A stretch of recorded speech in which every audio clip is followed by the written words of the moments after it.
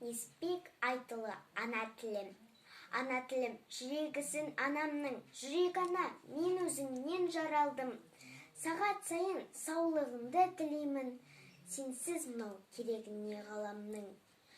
Сенің әрбір тынысыңмен күн кешем, сен арқылы тіршілікпен тілдесем, ел бетіне қалай түзу қараймын, ана тілім егер сені білмесем. Ана бала үшін өмірдегі ең қымбатты жан. Қандай ана болмасын, түн ұйқысын төрт бөліп, баласына деген мейірімін, махаббатын, ақ сүтін беріп асырайды. Әр ана баласының дені сау, жақсы азамат болғанын арман етеді. Ананың мейірімділігі сонша, отбасында қанша бала болса да, солардың бас-басына өзінің жақсы қасиеттерін үйрете отырып тәрбиелейді. Далам түгіл бәрі сыйып кел,